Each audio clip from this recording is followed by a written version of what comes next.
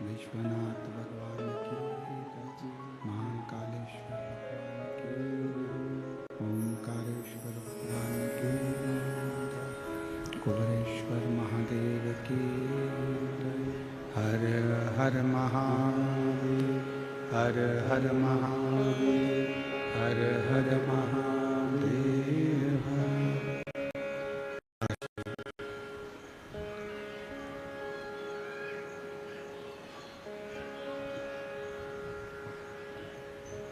विश्वनाथ वरदानी प्रकालदर्शी कैलाशी अविनाशी भगवान शिव, जिनकी पुनीत पावन पवित्र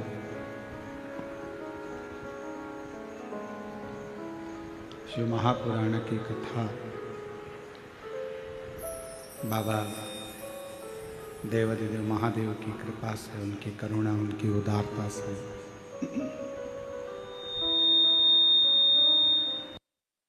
करने का सौभाग्य निकुंभ जिला दुर्ग छत्तीसगढ़ की यह पवित्र पावन भूमि, धान का कटोरा कहा जाने वाली माँ कौशल्या का मायका, श्री राम जी महाराज जी का, भगवान श्री राम जी का ननिहाल, ऐसी पवित्र पावन भूमि पर पवित्र पावन शिव महापुराण की कथा श्रवण करने का सौभाग्य प्राप्त हुआ। कथा के मुख्य यजमान श्री सरयू प्रसाद देशमुख जी, श्रीमती टिकेश्वरी देशमुख जी, श्री रूपेश जी देशमुख जी, श्रीमती लीलावती देशमुख जी एवं समस्त महाकाल परिवार निकुंभ जिला दुर्ग छत्तीसगढ़ सभी यजमान परिवार के लिए एक बार जोरदार ताली बजाकर स्वागत वंदन अभिनंदन। जिन्होंने इस पवित्र पावन शिव महापुराण की कथा को आयोजित किया एवं संपूर्ण जगत को इस पवित्र कथा का लाभ दिया। मुश्किलों में भी मुश्किल ये मानव का शरीर, और उसमें भी अगर कुछ मुश्किल तो भगवान शंकर की स्तुति।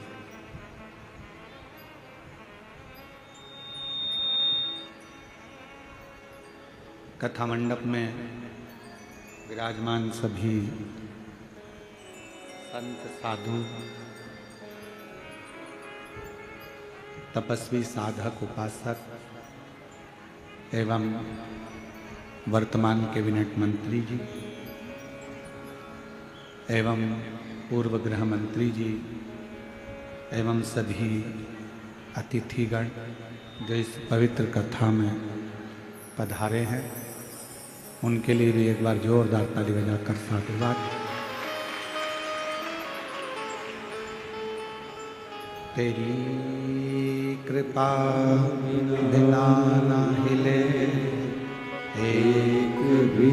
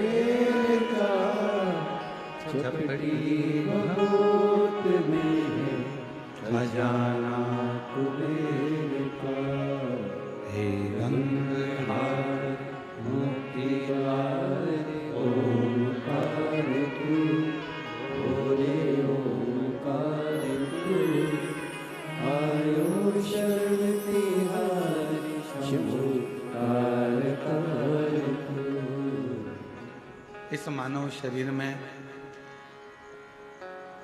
पानी और वाणी, इन दोनों का काम एक जैसा है।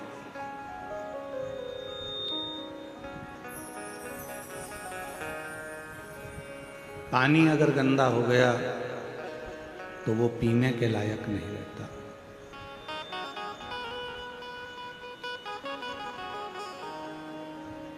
फिर थोड़ा इंतजार करो। पानी गंदा हो गया तो उसको पी नहीं पाओगे, उसको फेंक दोगे, बेकार हो गया, गंदा हो गया, या थोड़ा इंतजार करो।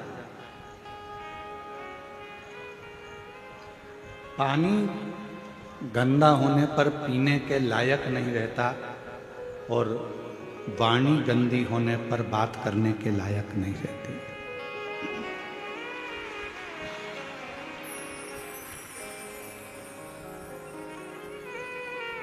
मेरे शिव जी काय से रिश्ते, मेरे शंकर भगवान को चाहिए क्या? दो ही चीजें मेरे शंकर भगवान ने आपसे ली, एक पानी और दूसरी वाणी। शिव जी ने आपसे एक लोटा जल भी लिया और आपसे वाणी भी ली, श्री शिवाय।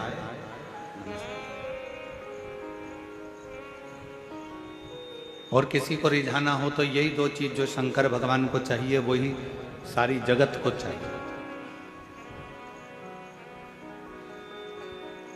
पूरी दुनिया को आपसे कुछ नहीं चाहिए। जो शंकर भगवान मृत्यु लोक के देव अधिदेव महादेव, जो पृथ्वी के देवता हैं, देव अधिदेव महादेव जो इस मृत्यु लोक के देव हैं, जो उन्होंने संसार के लोगों से लिया, वही संसार के लोग भी आपसे लेना चाहते।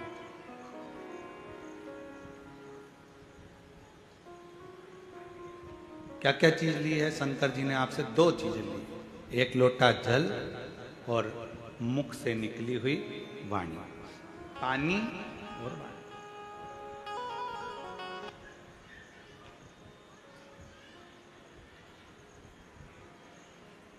पानी भी शिव जी ने लिया है और वाणी भी शिव जी ने ली।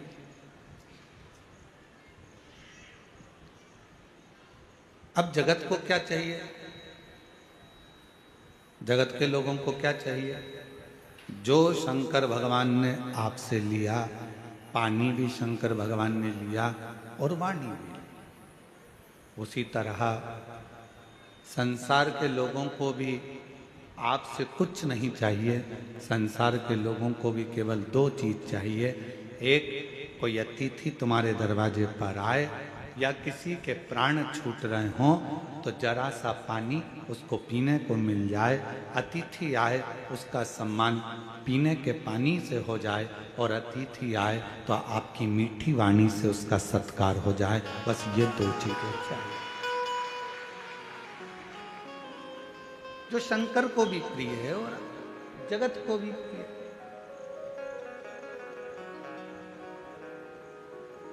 मेरे ओघड़दानी को, मेरे शंभू को, मेरे त्रिकालदर्शी को, मेरे कैलाशी विनाशी शंकर को भी बस यही 2 चीज चाहिए।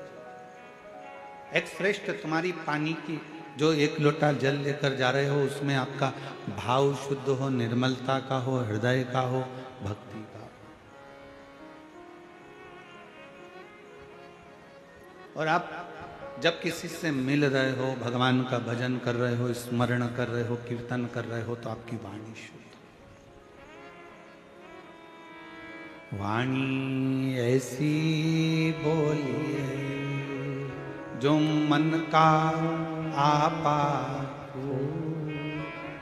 पर आज के जमाने में वाणी ऐसी बोलिए जो जम के झगड़ा हो, पर उससे मत बोलिए जो तुमसे तगड़ा हो। आज का जमाना उल्टा है कि वाणी तो बोलो, पर ऐसी बोल रहे हैं लोग, आपस में झगड़ा हो रहा है, लड़ाइयाँ हो रही हैं, अपशब्द कहे जा रहे हैं, ताने दिए जा रहे हैं, गालियाँ दी जा रही है, आड़े टेढ़े वचन बोले जा रहे हैं।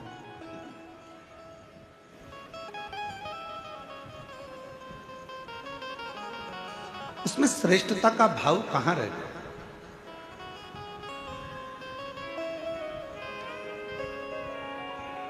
बोल मेरी जीवा हरि हरि, 10-10 भोजन पान करे और राम नाम में मरी मरी।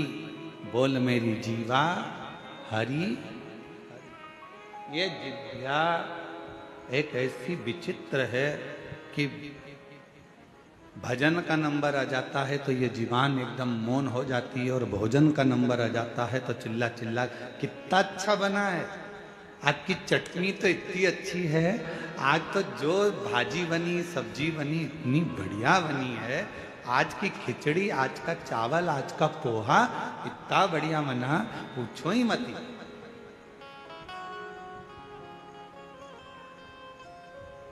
अब जितना तुम खाने में बोले हो ना, भोजन में बोले हो ना, उतना अगर भजन में बोलो तो थोड़ा थोड़ा। एक नजारा रात्रि को देखना निकुंभ में आके, आज नहीं देखो तो कल देखना। कल कथा का चतुर्थ दिवस है, परसों कथा विराम हो जाएगी।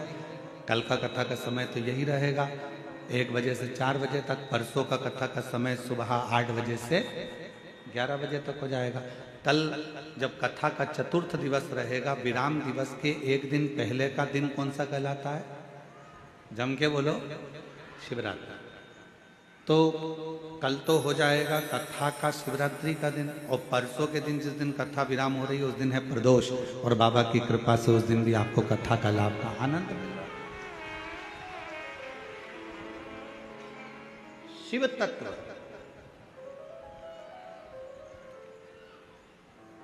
भजन में मन नहीं लगा, भजन में जिह्वा थोड़ा थोड़ा बोलती बोलती बोलती बोलती थक जाता है।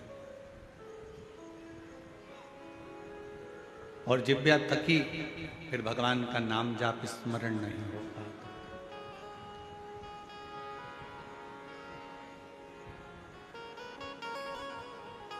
बड़ी मुश्किल से ये जिब्या भगवान की अविरल भक्ति में रंग पाती है। और एक बात और याद रखना, बहुत समझने वाला विषय है इस बात का।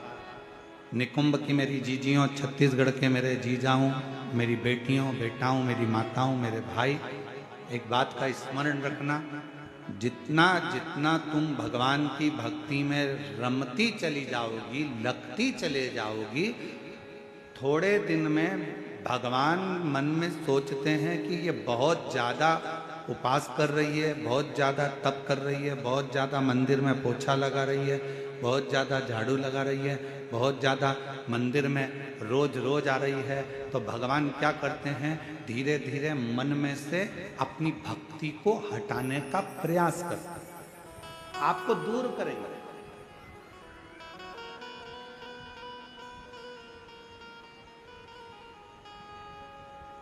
आपको अपनी भक्ति में से थोड़ा थोड़ा भगवान दूर करने का प्रयास करेंगे, जिससे ये मुझसे दूर हो जाए।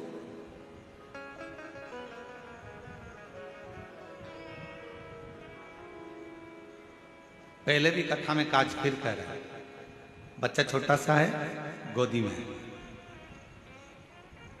माँ बच्चे को कब उतारती है, जब वो बच्चा खिलौने से खेलने लगता है। भगवान अपने भक्त को वैभव देते हैं, गाड़ी देते हैं, बंगला देते हैं, धन देते हैं, संपदा देते हैं, सत्ता देते हैं, सब कुछ देते हैं, और धीरे धीरे मेरे भोले बाबा आपको अपने आप से दूर कर लेते हैं। उस समय पर आपको चतुरता चाहिए। आप कितने भी व्यस्त रहो, आप कितने भी मस्त रहो, आप कितने भी काम में लगे रहो, पर मेरे शंकर भगवान का मंदिर मत छोड़ना, मेरे शिव का शिवालय, शिव पुराण मत छोड़ो, शंकर का भजन मत छोड़ो, मेरे महाकाल राजा का द्वार मत छोड़ो, मेरे कुबेर भंडारी का स्मरण मत छोड़ो। बहुत व्यस्त रखेगा वो। और सबसे ज्यादा व्यस्तता कब होती है, जब आपका मंदिर जाने का समय होता है। आपने सोचा कि सुबह टाइम नहीं मिलता तो मैं 10 बजे मंदिर जाऊंगी, तो भगवान सबसे ज्यादा व्यस्त तुम्हें 10 बजे कर देगा। तुमने सोचा कि मैं 10 बजे मंदिर नहीं जाऊंगी, शाम को 4 बजे जाऊंगी, जब सब दुकान चले जाएंगे, बच्चे स्कूल चले जाएंगे, सब अपने काम में लगे, 4 बजे मंदिर जाऊंगी, भगवान इतना व्यस्त कर देगा 4 बजे कि तुम मंदिर नहीं जाओ। फिर तुमने सोचा अब ऐसा नियम बनाती हूँ कि शाम को 7 बजे मंदिर जाऊंगी, सब आ जाएंगे, सबका खाना बना दूंगी, सबको घर में रुक के फिर मैं मंदिर। भगवान ऐसी व्यस्तता लाएगा कि 7 बजे भी तुम्हारा मंदिर का समय छूट जाए, तुम्हें दूर करेगा।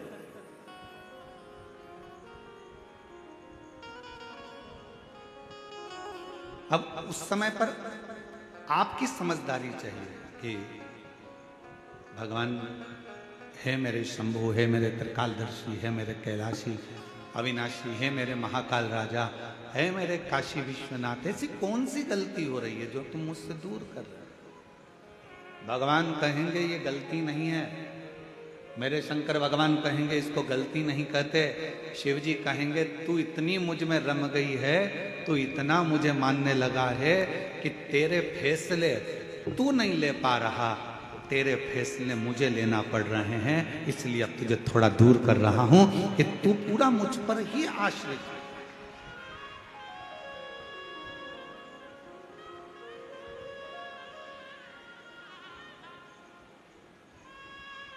तारकासुर था असुर,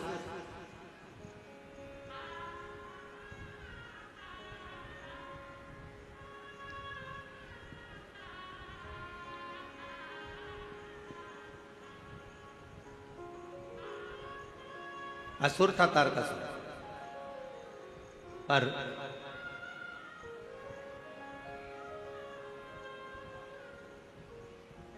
तारकासुर ने अपने बेटों को अपने पास में बुलाया, तारकाक्ष, विदुम्माली और कमलाक्ष की।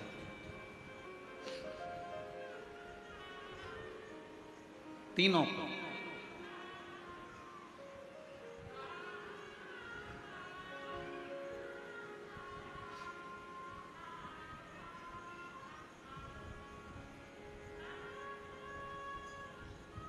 और तीनों को बुलाकर तारकासुर ने अपने तीनों बेटों से कहा कि 3 को कभी मत भूलना।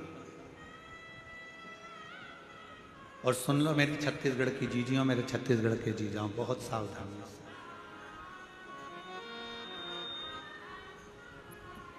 तारकासुर ने अपने तीनों बेटों को बुलाकर कहा कि 3 को कभी मत भूलना। पहले नंबर पर मुसीबत में डालने वाले को कभी मत भूलो, ये बार बार मुझे मुसीबत में डाल देता है। दूसरा, मुसीबत से निकालने वाले को कभी मत भूलो, जो तुम्हें दुख से, तकलीफ से, मुसीबत से निकाल देता है। और तीसरे नंबर का, मुसीबत में साथ देने वाले को कभी मत भूलो, जो तुम्हारे साथ में चल रहा है।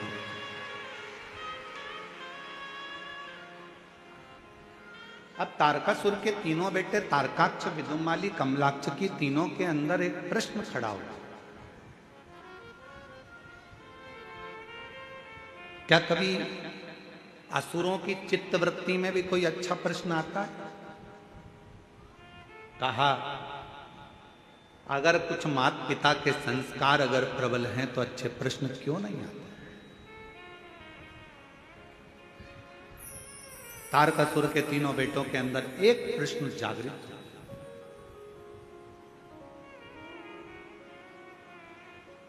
और वो प्रश्न कौन सा था? तारकासुर के तीनों बेटों ने कहा, पिताजी आप कहते हो मुसीबत में डालने वाले को कभी मत भूलो, मुसीबत से निकालने वाले को कभी मत भूलो, और मुसीबत में साथ देने वालों को कभी मत भूलो। इन तीनों का गुण क्या किसी एक में पाया जा सकता है?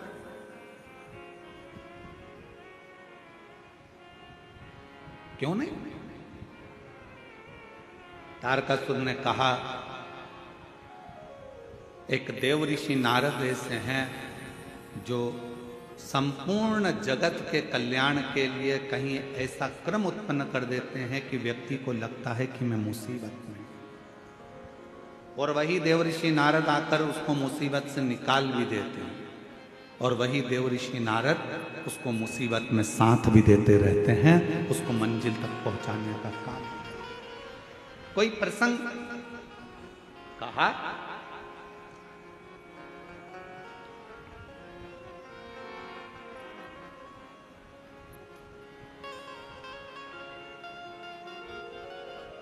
तारकासुर ने कहा, एक प्रसंग मेरे स्मरण में आता है। वो कौन सा प्रसंग है? कहा, वो प्रसंग है भगवान शंकर के नेत्र से रुद्राक्ष की उत्पत्ति हुई, और भगवान शंकर के नेत्र के जल से ही अंधकासुर की उत्पत्ति।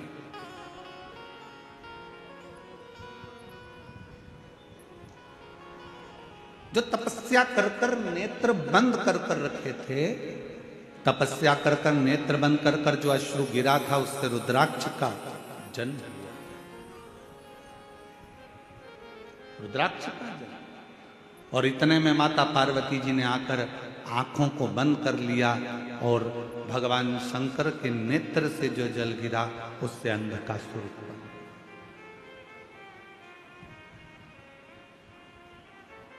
एक तपस्या का जल, एक साधना का जल, एक उपासना का जल, एक मेहनत का जल, एक परिश्रम का जल, एक संघर्ष का जल जो आपके और हमारे शरीर से निकलता है, वो साधारण नहीं होता।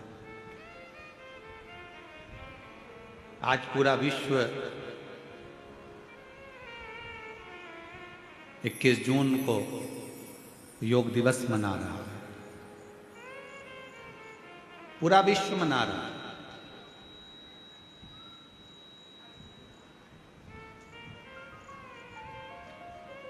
योग ऋषि बाबा रामदेव जी ने पूरे विश्व में इस योग की एक ऐसी अलग जगह दी कि केवल भारत देश ही नहीं, विश्व में भी इस योग दिवस को मनाया जा रहा है।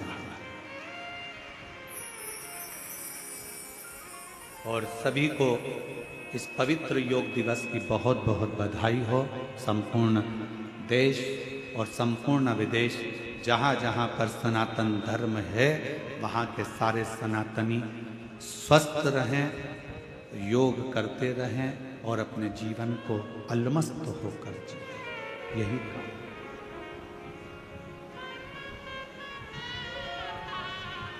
क्या ये तीनों क्रम तारकासुर से तारकाक्ष ने पूछा, विदुमाली ने पूछा, कमलाक्षकी ने पूछा, क्या ये तीनों क्रम एक व्यक्ति में है? नारद जी में। ठीक है, क्या कोई चरित्र है जिसको हम सुन सके? क्यों नहीं?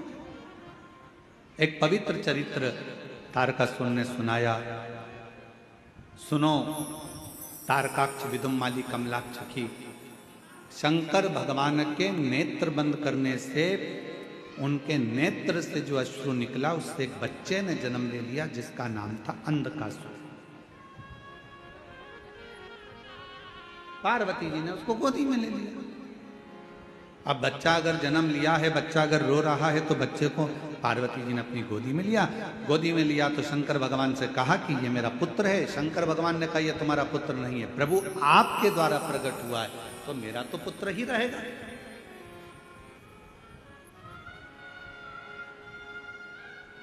यदि आपके द्वारा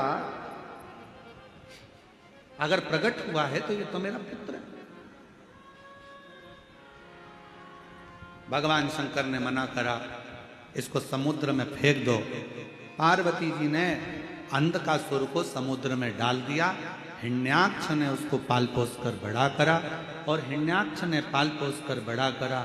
उसको जब बड़ा करा, समय आया, वराह अवतार के रूप में भगवान श्री हरि ने, नारायण ने उस हिरण्याक्ष का वध कर दिया।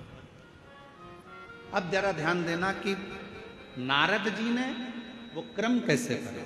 नारद जी पहुंचे अंधकासुर के पास और अंधकासुर से कहा कि तुमने जिंदगी में कभी तप करा? जीवन में तुमने कभी साधना करी है, कभी आराधना करी है, कभी तप करा? नहीं। अंधकासुर को भगवान देवऋषि नारद ने तप में लगा दिया और ब्रह्मा जी से वर मांगा कि मैं कहीं ना मरूं, ऐसा वर मुझे दे दीजिए। तब कहा ऐसा हो नहीं सकता, मरना तो पड़ेगा। तब देवऋषि नारद से फिर पूछा अंधकासुर ने कि ब्रह्मा जी मुझे अमर होने का वर नहीं दे रहे तो मैं वर कौन सा लूं? तो कह दिया एक वर मांग लो कि तुम्हारा तो कोई ना माँ है ना तुम्हारा कोई पिता है। हिरण्याक्ष ने तो तुम्हें पाला पोसा था, इसलिए तुम वर मांग लो। जिस दिन मैं अपनी माँ को गलत दृष्टि से देखूंगा बस उसी दिन मेरे प्राण छूटे। नारद जी के कहने पर अंधकासुर ने वर मांग लिया ब्रह्मा जी से। ब्रह्मा जी ने तथास्तु भी कहा।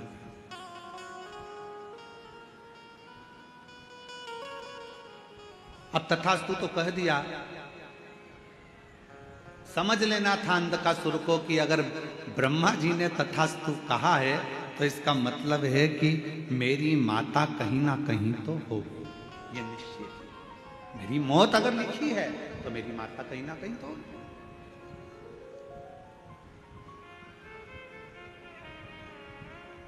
दे दिया भाई। और समय आया,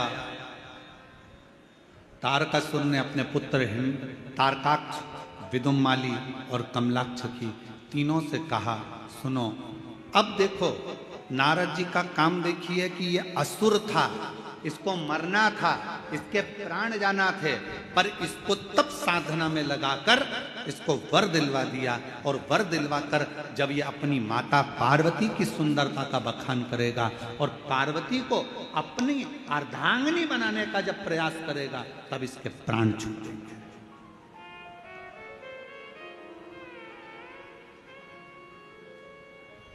और समझाया देवऋषि नारद ने। ऐसा नहीं कि देवऋषि नारद समझाते नहीं है, नारद जी का काम है समझाना, ज्ञान देना।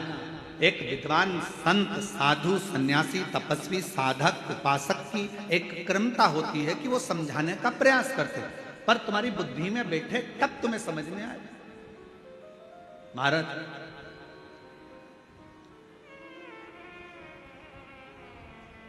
वो कहते हैं ना कि जब लड़के के लिए लड़की देखने जाते हैं तो फूफा जी जाते हैं, मामा जी जाते हैं, काका जी जाते हैं, बड़ा भैया जाता है, दामाद जाते हैं, सबको फोन लगाया जाता है, अरे दामाद जी तुम्हारे साले के लिए लड़की देखने जाना। अच्छा, अरे मामा जी तुम्हारे भांजे के लिए लड़की देखने जाना, फूफा जी तुम्हारे भतीजे के लिए लड़की देखने जाना। चलो, अब सबको ले जाकर लड़की वालों के यहाँ बिठा दिया और लड़की वालों के यहाँ पर लड़की चाय की ट्रे लेकर आई। तो जितने भी देखने गए थे ये सब आपस में मन में विचार करने लगे कि हम हमारे साले के लिए लड़की देखने के लिए आए हैं, हम हमारी भांजे के लिए लड़की देखने आए हैं, हम हमारे भतीजे के लिए लड़की देखने आए हैं। सब के सब जितने लड़की देखने गए थे सब ने विचार करा, अपना ही निर्णय गड़बड़ हो गया था तो फिर भांजे का निर्णय कैसे ले पाएंगे।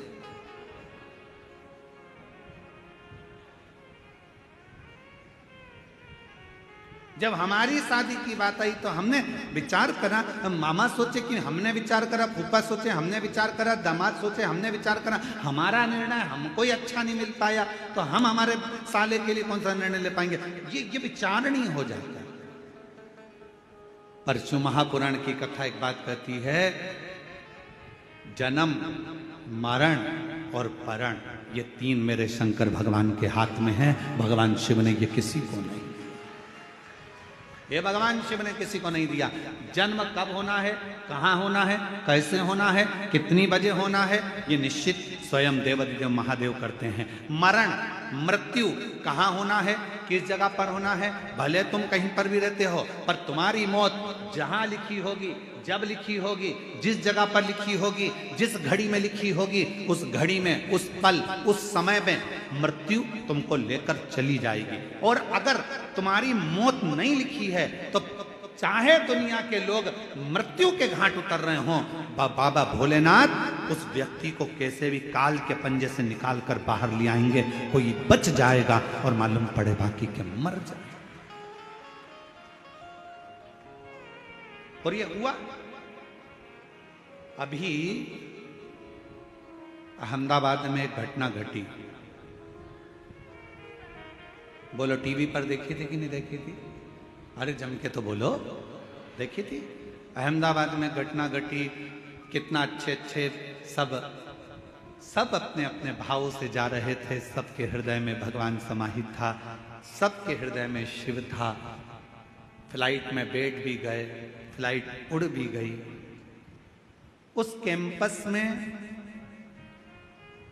मेडिकल कॉलेज के जो बच्चे थे वो भोजन कर रहे थे। उनको क्या मालूम था कि हमारी मौत यहाँ लिखी है, हमारी मृत्यु यहाँ लिखी है। वो फ्लाइट में उड़ने वालों को क्या पता था कि हमारी मृत्यु यहाँ लिखी है? किसको मालूम?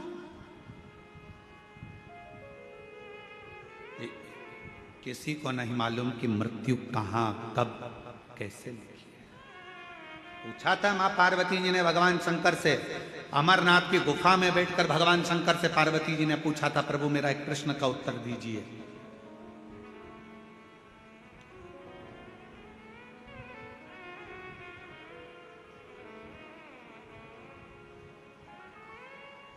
मृत्यु की तिथि, मृत्यु का समय, मृत्यु का पल, मृत्यु की घड़ी कब लिखी जाती? थोड़ा ध्यान देना, पूर्व में क्या हुआ है, तुमने कितना कमाया, कितना गमाया, पूर्व में क्या तुम्हारे पास था, क्या नहीं था, ये बताना सरल है। पर आने वाला समय क्या कह रहा है, कितने दिन जियोगे, कब चले जाओगे, कब आखिरी श्वास होगी, कब भगवान का भजन कर रहे होगे, कब प्राणों को त्याग रहे होगे, ये बताना कठिन है, बहुत कठिन। कोई कितना भी विद्वान संत बन जाए, कोई कितना विद्वान साधु बन जाए, कोई कितना विद्वान सन्यासी बन जाए, कोई कितना भी बड़ा महाराज बन जाए, वो बता नहीं सकता। याद रखना, सबसे पहला दर्शन करने के लिए मेरे शंकर भगवान राम जी के दरवाजे पर गए थे। मां कौशल्या जी की गोद में से राम जी को गोद में लेकर दर्शन किया था। क्या मेरे शंकर भगवान को नहीं मालूम था कि राम जी को 14 वर्ष के लिए वनवास जाना पड़ेगा? मेरे राम जी को मालूम था। क्या मेरे राम जी को नहीं मालूम था कि सीता जी का परित्याग करना पड़ेगा? मेरे शंकर भगवान को मालूम था। पर मेरे शंकर भगवान ने ये सब कुछ देखा, पर भविष्य नहीं बताया कि आने वाले समय में तुम्हारे साथ क्या होने वाला है। याद रखना, संत, साधु, सन्यासी, तपस्वी, साधक, उपासक दुनिया में कितने भी पैदा हो जाएं, पर मृत्यु कब, कहां, कैसे होगी, इसका रिसर्च तो वैज्ञानिक भी नहीं कर सकते, साइंटिस्ट भी नहीं कर सकते। इसका रिसर्च तो केवल एक देवाधिदेव महादेव कर सकते हैं। शंकर ओघड़दानी ने लिखा, पार्वती से कहा, सुनो पार्वती, मृत्यु अटल सत्य है। जब बच्चे की नाल कटती है, मां के गर्भ से जब बच्चा जन्म लेता है, उसकी नाल कटती है, उस नाल कटने के समय पर बच्चे की मृत्यु लिख दी जाती है कि कब, कहां, किस जगह, कैसे होगी। समय निश्चित हो जाता है।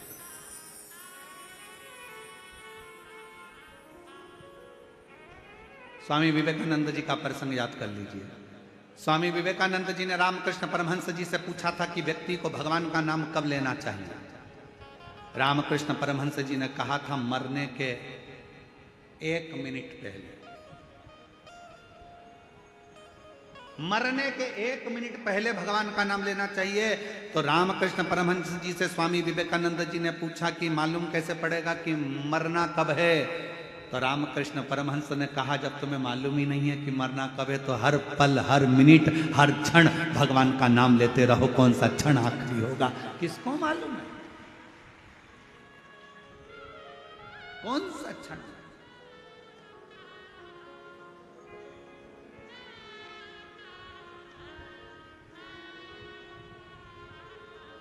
और महाराज, अंत समय प्रभु आना पड़ेगा, वचन दिया तो निभाना पड़ेगा। आए ना आए प्रभु कुटुंब कबीरा, अंत समय प्रभु आना पड़ेगा, वचन दिया तो निभाना पड़ेगा। अंत समय प्रभु आना पड़ेगा। कौन आएगा, किसको मालूम कब, कौन सा पल, कौन सी घड़ी, कौन सा क्षण, कब किसका आखिरी है। इसलिए शिव पुराण कहती है। कई माताएं सोचती है हम परसों के दिन कथा में जाएंगे। अब चौथे दिन संडे पड़ेगा ना, जब हम कथा में जाएंगे, और उससे पहले निपट गई तो इसको मालूम।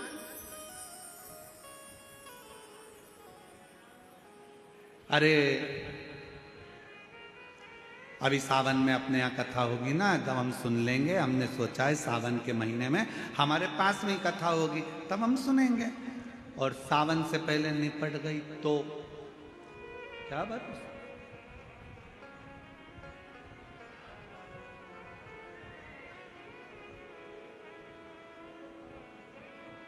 बहुत कठिन, बहुत कठिन। खूब भगवान का नाम लो, खेत में काम करो, धान बो, अपनी मेहनत को पीछे मत हटो, परिश्रम पूरा करो।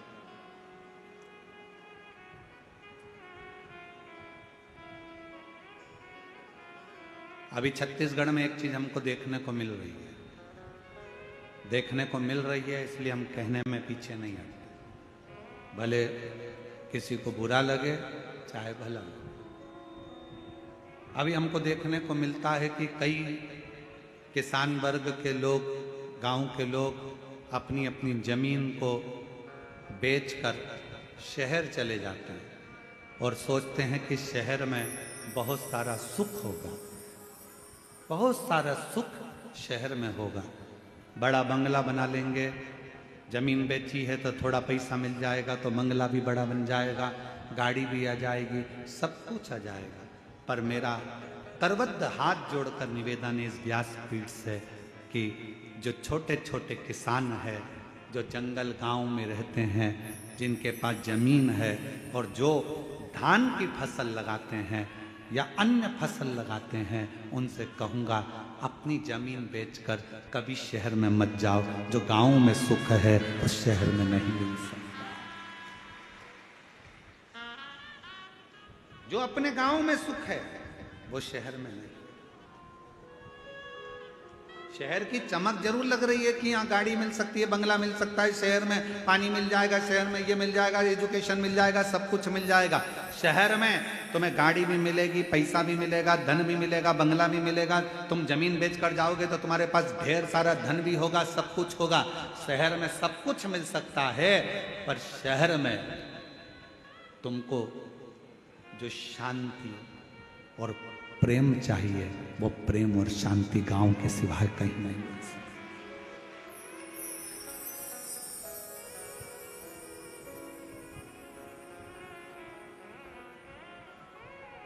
कितना अंतर है शहर और गांव में।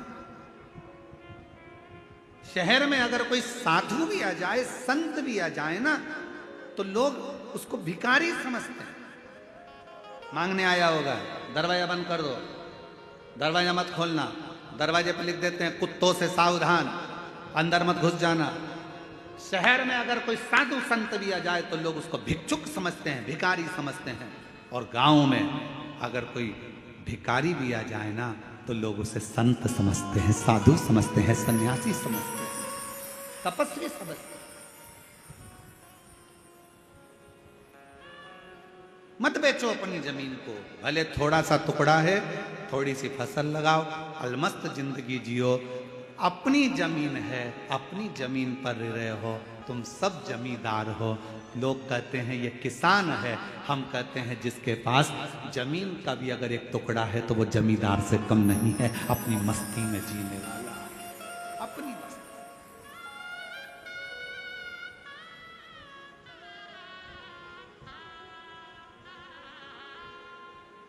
थोड़ा अलमस्त रहो।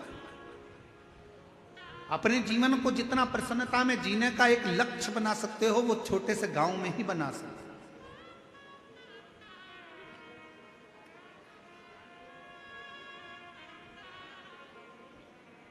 शिव कथा करे, भगवान शंकर का चरित्र कराए, शिव महापुराण की कथा करे, या भगवान शंकर का संवाद कथा है। भीतर की जो प्रसन्नता है, देवऋषि नारद ने अंधकासुर को भगवान की भक्ति में लगा दिया। अब वो विचार करता है कि वर मिल गया, वर मिलने के बाद उसने विचार करा कि मुझे शादी करना है, कोई अच्छी लड़की मिल जाए। जो लड़की थी, कहाँ शिव जी उसको ब्याह कर ले गए। माता पार्वती जी की सुंदरता की ओर उसका मन डोल गया, मन उसका विचलित हो गया पार्वती जी की ओर, और आखिरी में पार्वती जी को लेने गया। उसको नहीं मालूम था कि ये मेरी माँ है। इसने जब मेरा जन्म हुआ तो गोदी में मुझे ले लिया था, और मुझे गोदी में लेकर ये निश्चित हो गया था कि ये मेरी माता हो। जब बच्चे की नाल कटती है उस समय पर निश्चित हो जाता है कि इसकी मृत्यु कब होगी, कहां मरेगा, किस जगह मरेगा, किस जगह प्राण छूटेंगे, जल में, थल में, वायु में, विमान में आदि, कहां, गाड़ी में, घर में, जहां उसके प्राण छूटने का होता है वहां का लिख दिया जाता है। अपने जिले में, अपने क्षेत्र में, अपने प्रदेश में, दूसरे प्रदेश में, दूसरी जगह में, कहां लिखा वहां जाता है।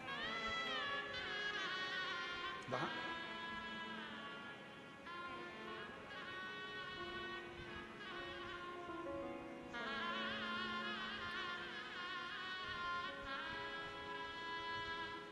इसलिए शिव पुराण कहती है जितना समय मिले, ये मत सोचना अगली कथा जब छत्तीसगढ़ में होगी ना तब मैं कथा सुनने के लिए जाऊंगी। नहीं नहीं नहीं, काल करे सो आज करे सो पल में प्रलय हो जाएगा, शिव पुराण सुनेगा। आज मिला है, चल पहुंचो। बहुत सारे प्रश्न हैं दुनिया की दृष्टि में, बहुत प्रश्न।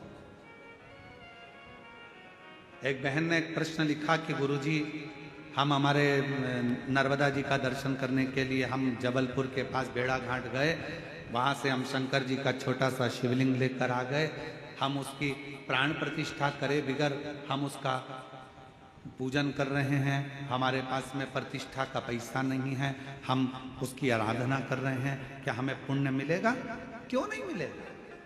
लिंग पुराण में, शिव महापुराण में, नर्मदा पुराण में, स्कंद पुराण में, सब में तो वर्णन किया कि मां नर्मदा जी के जल से अगर कोई कंकर भी निकलता है तो वो शंकर है। उस शंकर की प्रतिष्ठा की जरूरत नहीं होती, वो अपने आप में प्रतिष्ठित होता है। आप उसकी आराधना करिए, कौन मना कर रहा है? आप उसके जल चढ़ाओ, पूजन करो, आराधना करो।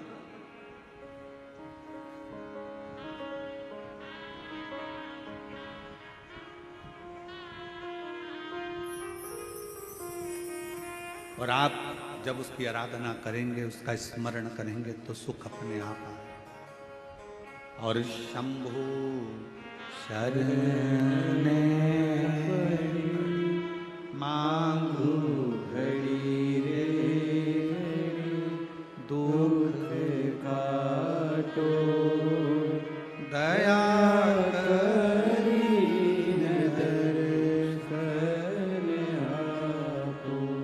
सारे प्रश्न है। गुरु जी, हम क्या भगवान का नाम ले सकते हैं? हम रजस्वला धर्म में हैं, क्या भगवान को पुकार सकते हैं? द्रौपदी का चरित्र कहता है कि द्रौपदी रजस्वला धर्म में थी, दुशासन बाल खींच कर लेकर गया, भरी सभा में खड़ा कर दिया, चीर खींचने लगा।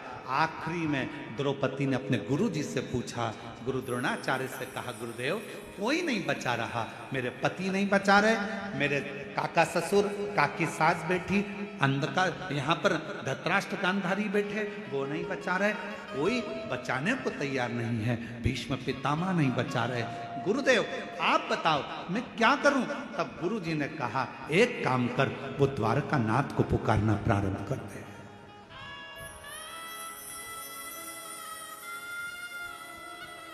भगवान को पुकार। द्रौपदी कहती है मैं रजस्वला धर्म में हूं, रजो धर्म है मेरा, मैं भगवान को पुकारूं। हाँ आएगा। रजो धर्म के समय पर भी द्रौपदी ने अपना मंत्र का स्मरण करा।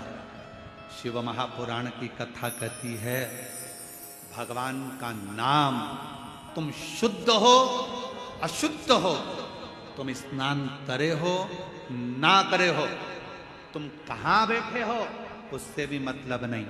शिव पुराण की कथा कहती है भगवान का नाम कहीं पर भी पुकार सकते हो। कई लोग कहते हैं हॉस्पिटल में हम रुद्राक्ष पहनकर जा सकते, क्यों नहीं? हम ऐसी वैसी जगह पर रुद्राक्ष धारण कर क्यों नहीं? सर्वस्वता शिव का सर्वस्व। क्या तुलसी की माला में गलत क्रम नहीं आएगा? रुद्राक्ष में गलत क्रम नहीं आएगा? अरे शिव महापुराण की कथा कहती है कि तुलसी जिस पात्र में डल जाती है उसको भी प्रसाद कर देती है, रुद्राक्ष जिसके गले में डल जाता है उसको भी शिवमय बना देता है। इसमें क्या सोचना? क्या हम मंत्र जाप करें? करो नाम जाप, भगवान का नाम लेते जाओ, तुम कैसे भी हो प्रभु का नाम लो, प्रभु का नाम।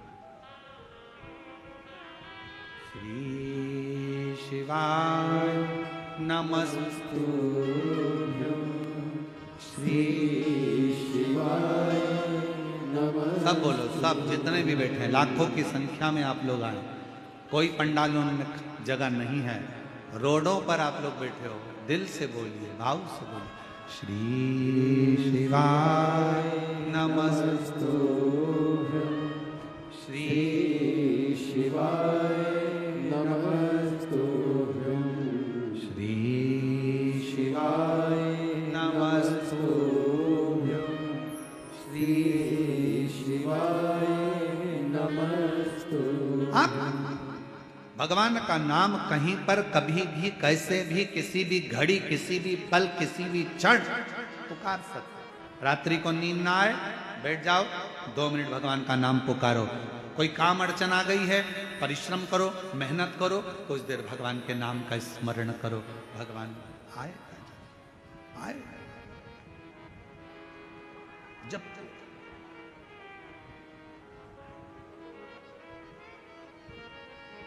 तब कहाँ कैसे प्राण जाएंगे कोई भरोसा नहीं। अंधकासुर ने सोचा कि मेरे प्राण जाएंगे ही नहीं, मेरी तो कोई माँ है ही नहीं, मेरी माता ही नहीं है तो प्राण जाने का काम ही क्या। पर उसको क्या मालूम था कि मृत्यु निश्चित है। संसार सागर में अगर आप आए हैं तो मौत तो निश्चित रहेगी, जाना तो पड़ेगा। प्राण इसलिए निवेदन है उसको पुकारना। अंत समय प्रभु सब बोलो सब पड़ेगा, वचन दिया तो निभाना पड़ेगा।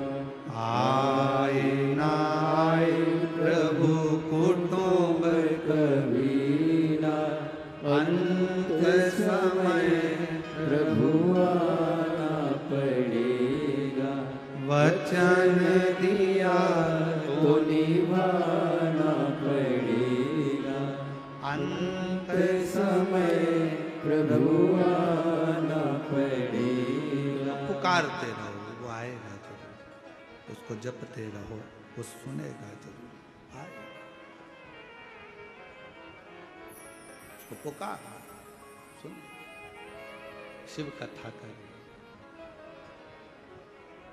आखिरी में अंधकासुर ने पार्वती माता पर गलत दृष्टि दे दी और उसके प्राण चले गए।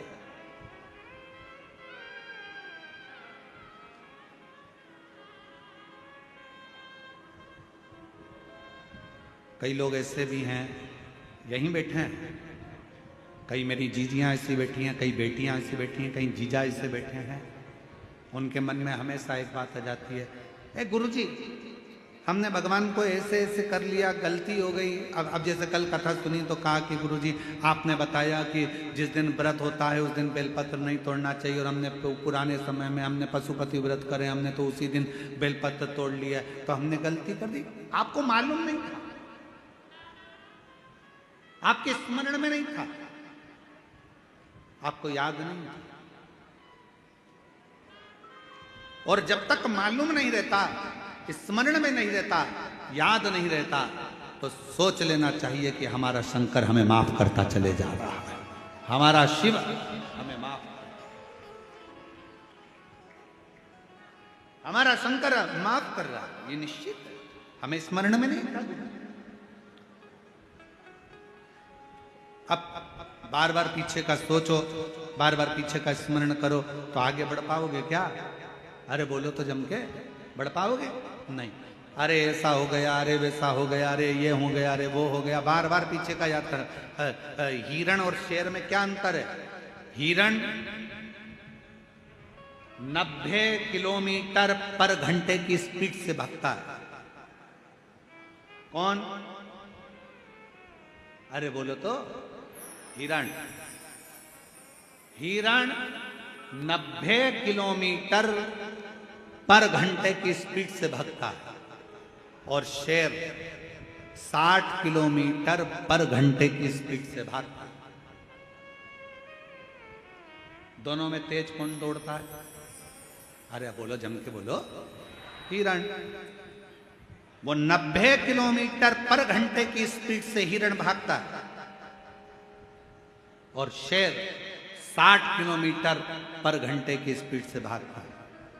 फिर भी हिरण का शिकार शेर कर लेता है।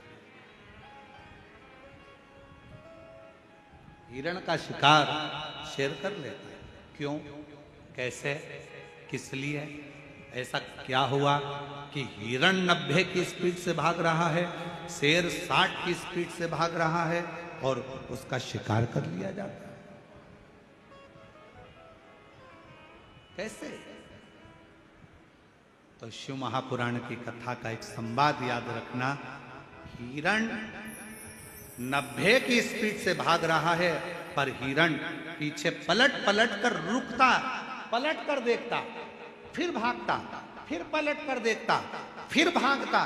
हिरण अपना आधे से ज्यादा समय पीछे देखने में लगा देता है। इसलिए 60 की स्पीड में दौड़ने वाला भी शेर 90 की स्पीड वाले का शिकार कर लेता है।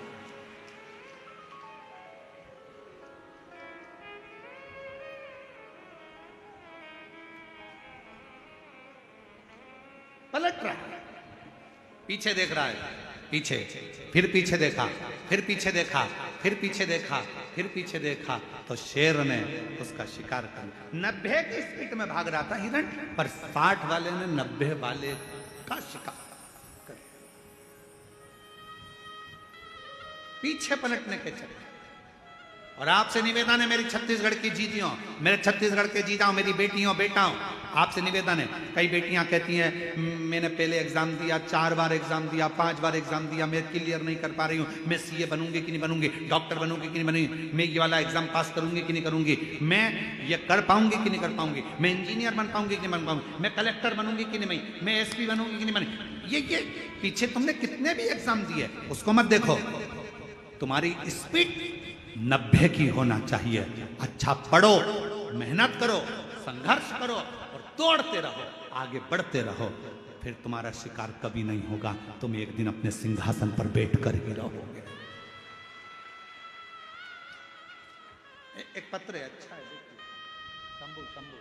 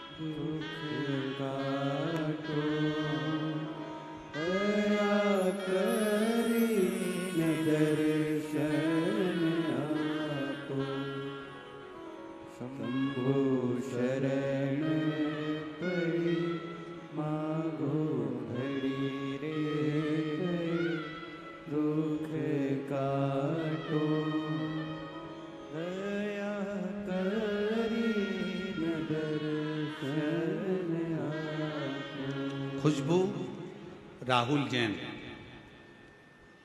कहीं बैठे हों।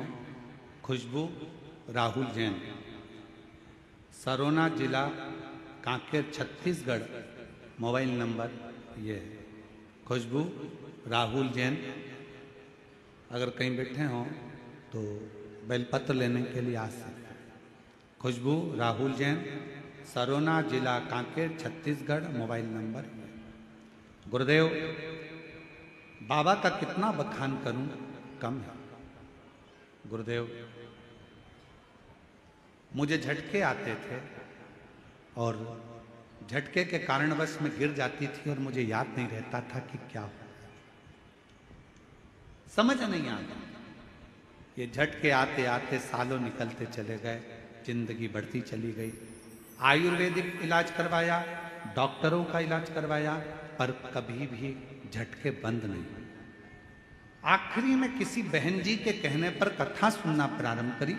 शिव जी पर जल चढ़ाना, बेलपत्र चढ़ाकर खाना, शिव जी के मंदिर की सेवा करना प्रारंभ करी और बाबा की कृपा से 11 मार्च 2021 से कोई झटका नहीं आया। बाबा की कृपा से मैं ठीक। 11 मार्च 2021 से लास्ट झटका आया था, उसके बाद से मेरे बाबा ने मुझे संभाल लिया। महाकाल बाबा की कृपा, कुबेर भंडारी की कृपा, मैंने शिव जी को अपना पिता मान लिया। गुरु जी, आप कहते हो कि शंकर भगवान से कोई संबंध जोड़ लो, और अगर एक रिश्ता भगवान से जुड़ गया तो तुम्हारी पूरी टेंशन तुम्हारे पिता की होगी। मैंने भगवान शिव को अपना बाप मान लिया। गुरुदेव, मेरे 2 बच्चे हैं, सोचती हूँ कि अपने बच्चों के लिए और अपने परिवार के लिए कुछ करती रहूँ जिससे मेरा परिवार में कहीं धन की कमी ना हो। मेहनत आप कहते हो पूरी करो। मैंने भी एक दिन एकांत में बैठकर विचार करा कि मैं क्या करूं। शिव जी के हाथ छोड़ दिया। मेरे पिताजी जैसा मार्ग बताएंगे मैं करूंगा। और बाबा की कृपा से एक दिन बैठी थी, एक साड़ी में फाल लगाने को आ गई। फिर मैंने ब्लाउज सिलना प्रारंभ करा, फिर मैंने बड़ी बनाना प्रारंभ करा, फिर मैंने पापड़ बनाना प्रारंभ करा, फिर मैंने चिप्स बनाना प्रारंभ करा। और आज बाबा की कृपा से अच्छा व्यापार मेरे शिव रूपी पिता के हाथ से चल रहा है और मैं अच्छा आनंद के साथ कार्य कर रहा हूं। किसके आश्रित होकर? शिव के आश्रित, शंकर के आश्रित। एक पत्र और देखो। पद्मा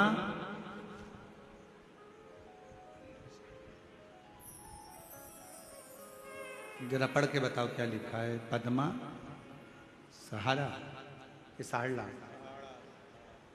पद्मा सहाला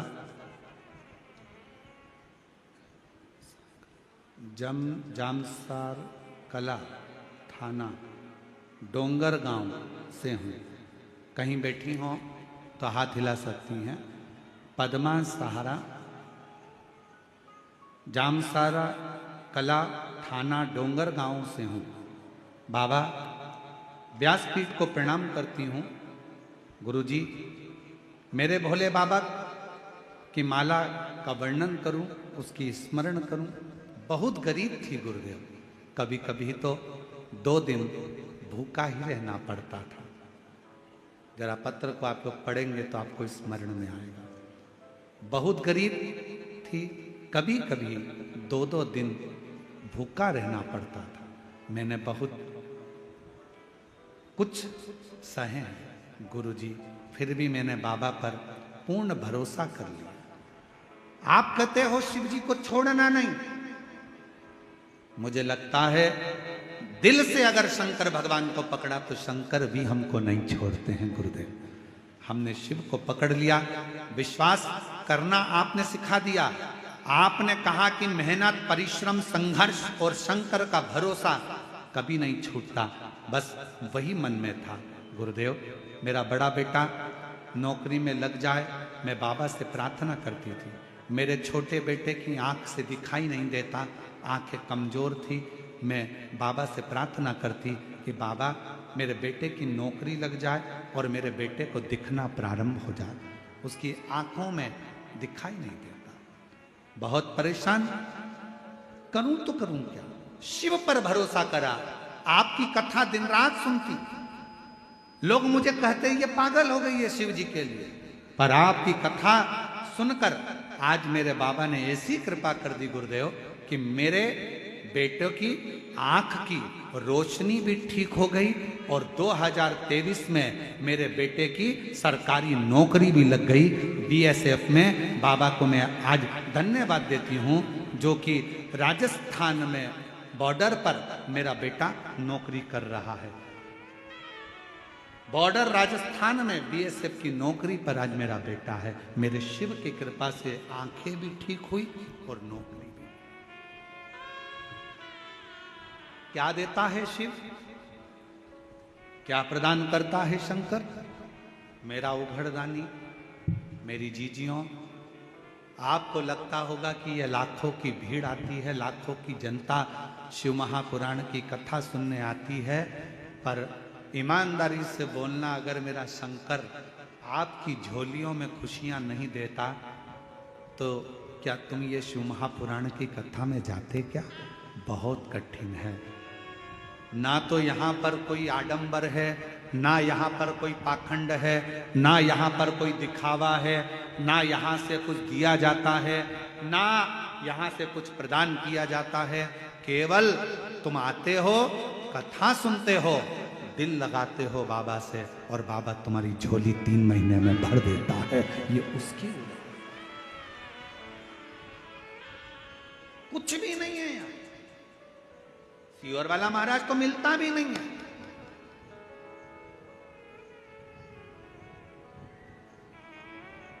आपसे मिलते भी नहीं, और नहीं मिलने का कारण केवल एक है कि भगवान को भगवान रहने दो, इंसान को भगवान मत बनाओ, इसलिए नहीं मिलते आपसे। कई लोगों के मन में आ जाएगा सीहोर वाले महाराज जी से मिल लें हम, भगवान ऐसा कृपा कर दे, महाराज जी हाथ रख दे, महाराज जी ऐसा। ना ना ना ना, आप भगवान को भगवान रहने दो, इंसान को भगवान मत बनाओ। आज के जमाने में ढेर सारे भगवान बन के बैठे हुए हैं, ढेर सारे। कोई क्या हमारे पास आओ हम तुम्हारा कल्याण कर देंगे, कोई क्या हमारे पास आओ हम तुम्हारा कल्याण कर देंगे। कोई नहीं कर सकता किसी का कल्याण। दुनिया में केवल एक शंकर ही ऐसे हैं जो जगत का कल्याण कर सकते हैं, बाकी का कोई नहीं मिलते हम। और इस बात के पीछे बहुत विवाद भी होता है। कई लोग कहते हैं महाराज जी तो चाय पीने जाते होंगे तो इतने लाख ले लेते होंगे, कई लोग कहते हैं महाराज जी तो ऐसे जाते होंगे किसी के घर तो करोड़ों रुपए ले लेते होंगे। ना ना ना ना, हम चाय तो हमारी जिंदगी में आज तक मुंह पे रखी नहीं, क्योंकि हमारे घर में जब हमारी परिस्थिति ऐसी थी तो हमारे यहाँ चाय बनाने के लिए दूध का भी पैसा नहीं था। तो हमें स्मरण में है हमारी माँ थोड़ा सा कहीं से अगर गुड़ मिल जाता था तो पानी में घोल कर उसको दे देती थी, होठ पर लगा लेते थे तो लगता था कि चाय ऐसी होती होगी। उस परिस्थिति से निकले हैं तो आज तक चाय मुंह पे रखी नहीं, उस परिस्थिति का स्मरण। क्यों नहीं, नहीं। आप और हम भी भगवान के एकांत में बैठकर शिव नाम का भजन करें, स्मरण करें, चाकरी करें, मंत्र जाप करें, और आप भी शिव से लगन लगाओ, उसकी ओर जाओ जिसकी जरूरत है। सीहोर में भी आओ। हमने एक बार कथा में कहा था, आपके घर के नजदीक में अगर शंकर जी का मंदिर है, आप रोज शिव जी के मंदिर में जल चढ़ाने के लिए अगर जाते हो, तो हमने कहा था उसके बीच में अगर तुम्हारी मौसी का घर पड़ जाए, मामा का घर पड़ जाए, सहेली का घर पड़ जाए, रिश्तेदार का घर पड़ जाए, बेटी का घर पड़ जाए, माँ का घर पड़ जाए, तो भी उस रिश्तेदार के घर मत जाना, सीधे मंदिर, मंदिर से सीधे घर आना, क्योंकि शंकर भगवान कब क्या देकर भेज देगा तो वो खजाना लेकर अपने घर जाइए। सीहोर कुबेरेश्वर धाम पर आओ तो यह सोचकर आना कि मैं अपने पापा के घर जा रही हूं, मैं अपने पिता के घर जा रही हूं, मैं अपने बाबुल के घर जा रही हूं। ऑटो वाला कहेगा यहां ले चलता हूं, वहां ले चलता हूं, ये करता हूं, वो करता हूं। नहीं, मुझे मेरे पिता के घर लेकर चल, मुझे मेरे कुबेरेश्वर धाम लेकर चल। मैं रेलवे स्टेशन पर उतरी और बाबा से कहो कि मुझे मेरे बाबा के घर लेकर चल। देगा तो मेरा बाप देगा, और जो बाप देगा वो दुनिया में कोई नहीं दे सकता है। मेरा शंकर मुझे, मैं उसके अधीन हूं।